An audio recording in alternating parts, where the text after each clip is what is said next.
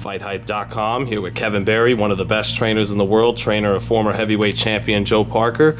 Joe's still one of the top heavyweights, and Kevin's the man behind him. Kevin, though, but I wanted to ask you about Tyson Fury's performance over the weekend here in Vegas against Tom Schwartz. What did you think of the fight? Look, great performance by Tyson, no doubt about that. He showed that he is the most skilled heavyweight in the world. There is no doubt about it. He put on a show. He put on an exhibition. He entertained, and he is a great entertainer.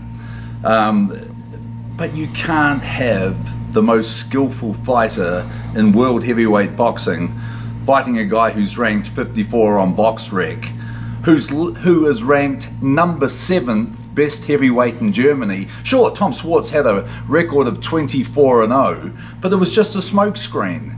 He had never ever fought a ranked fighter, and he was on a hiding to nothing. There was no way possible that he could even be in this fight, and of course it played out accordingly.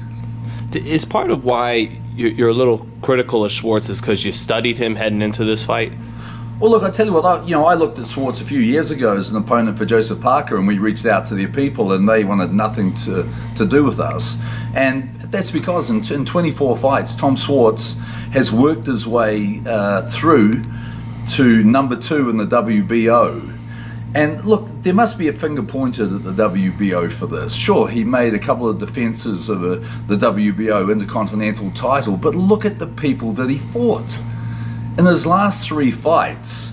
And this is well before the Tyson Fury fight was ever put on the table. His most previous opponent was 150 on BoxRec, ranked 5 in Croatia. The opponent before that was 150 on BoxRec. The 3 fights ago, he fought a Mexican by the name of Fernandez, who was 11-0, but only one of those opponents had a winning record, and he was outside of the top 200 in the world. So look, Tom Schwartz had been done no favors by his promotional team. They never gave him any little tests along the way. They never increased his opposition. They never allowed him to develop and be in a position to actually be a competitive fighter in a world heavyweight title fight. Sure, look, they may think that they did their job because they got their fighter to 24-0. Hey, to 24-0. They got him €1 million to fight the most skillful heavyweight in the world at the moment. But he embarrassed himself out there. He just didn't have the tools. He didn't have the skills. He really didn't know how to fight. When Tyson came forward, Schwartz just went into the high guard. When Tyson punched, Schwartz never hit back, never even looked like trying to counter. When Schwartz was hurt, he had no idea how to tie Tyson up. He had no idea how to punch back and try to break up his rhythm. There was simply only one guy in the ring fighting. But I hear you that you felt like they should have gave him perhaps tougher fights on his way to a big opportunity against the Tyson Fury. But what if it was, we know what we got, why put him in a fight that he could lose and then we don't get the shot at Tyson Fury? Look, I tell you what, they made the right decision because at 24-0 and you get offered by Bob Arum, and Bob did a fantastic job here. It was Tyson's first fight in his ESPN contract, first of 5 fights. He was coming off the back of a devastating knockout by Deontay Wilder. It was coming off the back of a huge upset by Andy Ruiz. There was a little bit of pressure on Tyson to look good. Tyson was fighting an undefeated German fighter, a big kid who looked good, but simply didn't have the tools or the ability to ever test a fighter like Tyson Fury. They wanted Tyson to look sensational in his first fight under the ESPN banner, and he did. He did everything that was asked of him. I remember in an interview before the fight, Tyson said, it'll take me 20 seconds to analyze this guy and work out what he's got. And we saw the whole first round, he stayed orthodox. He came out for the second round, he switched to southpaw, and he just hit him at will. Now, look, it was a thing of beauty to look at, but he embarrassed his opponent. That first left uppercut that he threw in the southpaw stance hit him flush, and then instead of throwing an uppercut, he threw a left hook.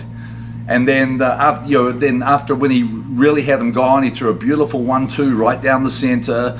When Schwartz went down, it wasn't through, I don't think, a devastating punch. It was just like, I feel like I'm surrounded. I can't protect myself. Like he's getting hit in the crowd. These punches are just hitting me at will. It was like Tyson Fury was pot-shotting Tom Schwartz, and that's what it was.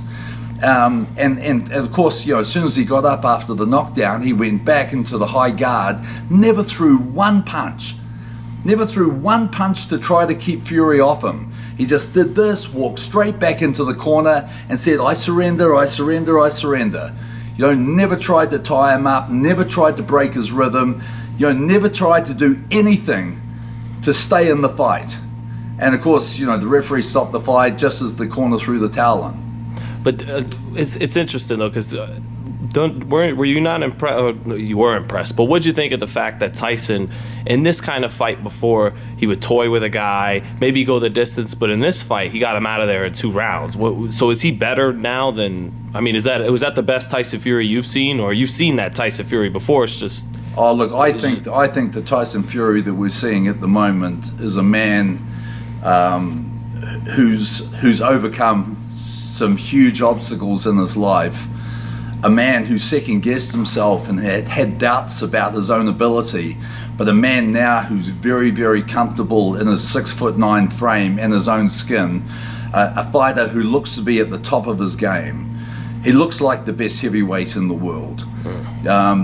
Very polished, very skillful. The Wilder fight last December, everyone was shocked by the ability of Tyson to be able to evade the power of the devastating Deontay Wilder, a man with uncommon power.